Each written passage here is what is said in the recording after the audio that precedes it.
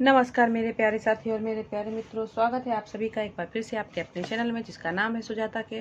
तो चलिए आज मैं लेकर के आई हूँ आप लोगों के लिए एक बहुत बड़ी समस्या जो इधर कुछ लोगों ने मेरे वीडियो पे कमेंट भी किया है। तो उस चीज़ को लेकर के मैं कुछ सॉल्यूशन लेकर के आपके पास आई हूँ। हो सकता है शायद इससे आपको मदद मिले।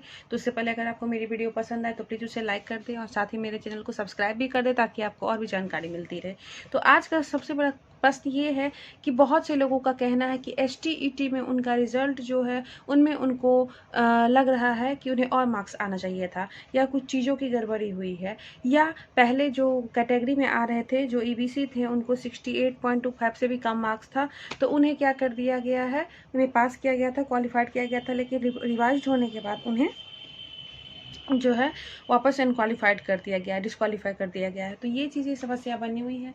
तो बहुत से लोगों ने ऑब्जेक्शन भी किया। उनका कहना था कि प्रश्न पत्र जो है वो गलत है, तो उसके क्या किया जाए।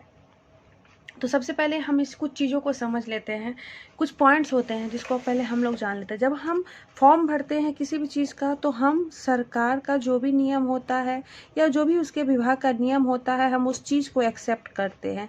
आपने देखा होगा कि जब आप फॉर्म भरते हैं तो एक डिक्लेरेशन फॉर्म आता है, ठीक है। उसमें स्पष्ट लिखा होता है कि जो चीज़ें कर रहे हैं हम अपनी इच्छा के अनुसार कर रहे हैं, और साथ ही ये जो है हमने पूरे नियम और कानून को जान लिया है। उसके साथ ही एक और कंडीशंस लिखा होता है कि सरकार अपना फैसला स्वयं का फैसला लेने के लिए मुक्त है, यानी कि वो ऐन वक्त पे अगर कोई भी परिवर्तन कर दे तो आप उसके लिए फाइट नहीं कर सकते हैं। तो एटलीस्ट जब हम नियम पढ़ते हैं तो वहीं हम जब डिक्लेयर कर दिए तो इसका मतलब है कि उसी समय जो है हमने फॉर्म भर दिया, अपनी स्वेच्छा से भरा है, तो लास्ट डिसीजन जो होगा वो गवर्नमेंट का होगा, ठीक। फिर भी ये एक बहुत दुखद बात है, क्योंकि हमने देखा है कि बहुत सारे जनरल कैटेगरी के भी ऐसे स्टूडेंट थे जो कुछ मार्क्स के लिए 0.25 पॉइंट समथिंग मार्क्स के लिए उन्हें डिस्क्वालीफाई कर दिया गया। तो ये थोड़ा सा जो है वो बहुत ही कष्टप्रद बात था, थोड़ा सा जो है धक्का लगा। फिर भी जिनका रिजल्ट 68.25 से कम था उन्हें क्वालिफाई किया गया, लेकिन बाद में रिवाइज करने के बाद उन्हें भी डिस्क्वालीफाई कर दिया गया। और भी चीज़ें हुई, तो कहीं ना कहीं वो लोग जिनका कम था तो ये बातें सरकार तक पहुंची, उसके बाद ऐसा कर दिया गया। तो बहुत सारे स्टूडेंट्स जो है वो दुखी हैं, तकलीफ़ में हैं।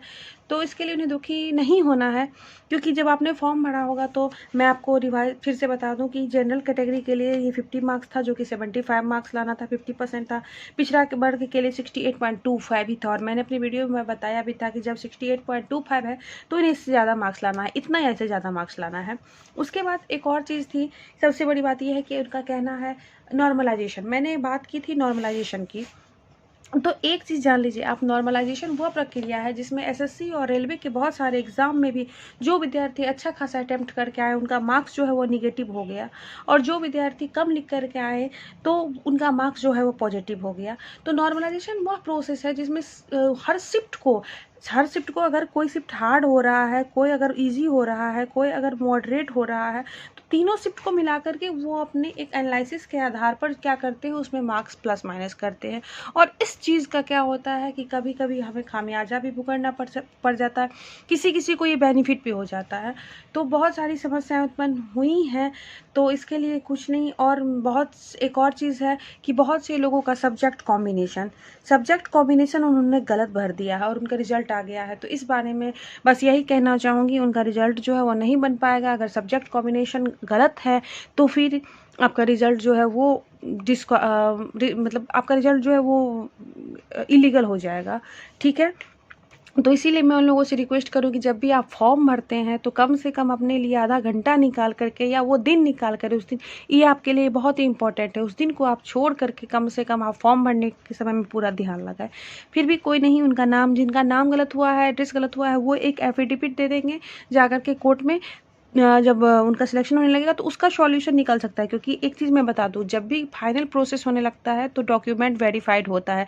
जब आप कहीं जाओगे, उस विभाग में जब ज्वाइन करने होने के लिए जाओगे, तो वहाँ जाने के बाद जो है आपका फाइनल से प्रोसेस होने के दरमियान आपका एक बार फिर से डॉक्यूमेंट चेक किया जाता है, उसके बाद ही आपको जो है वो ज्वाइनिंग लेटर दिया जाता है। तो इस समय उन्हें बताया जाएगा कि प्रोसेस क्या, अगर आप एक बार क्वालिफाई कर जाते हो तो आपको बताया जाएगा। नौकरी से निकालना इतना आसान नहीं होता है, सरकार भी मौका देती है इन छोटी चीज़ों के लिए। लेकिन अगर सब्जेक्ट कॉम्बिनेशन इन्फॉर्मेशन ही गलत हो गया जिस पर मेन आधारित है, तब आपको कुछ नहीं होगा।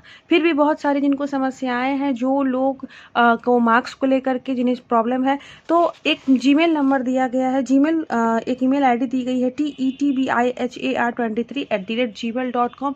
आप इस पे उन्हें सरकार को मेल कर सकते हैं। आपके पास दो ही रास्ते बचते हैं, या तो आप इस पे मेल कीजिए या तो इस पे कॉल कीजिए। कॉल इस पे जल्दी उठता नहीं है, जो कि बात है। आप इस पे मेल करके देखिए, इनके ऑफिसर को आप मेल कीजिए, ठीक है। हो सकता है कुछ रिप्लाई आए, कुछ बात और नहीं, उससे भी नहीं होता है तो अगर आप लोग ऐसे स्टूडेंट ग्रुप में हैं, अभी तो सोशल मीडिया का ज़माना है, आप लोग एक दूसरे से कनेक्ट हो जाएं, एक दिन ऑफिस जाएं और इस मैटर पे बात करें, ठीक है, क्योंकि हमें हमारा OMR और रिस्पॉन्स शीट देखने के लिए नहीं मिला है। तो ऐसी स्थिति में क्या जो है वो जायज़ है, क्या किया जा सकता है। लेकिन फिर भी मैं बता दूँ कि हमने नॉर्मलाइजेशन को एग्री किया है। हमारा जो नोटिफिकेशन है आप उसमें देखिएगा, नॉर्मलाइजेशन के बारे में स्पष्ट लिखा हुआ है, तो इसीलिए हम थोड़ा सा बंध जाते हैं। फिर भी निराश नहीं होना है, अगले स्टेट की तैयारी करते हैं।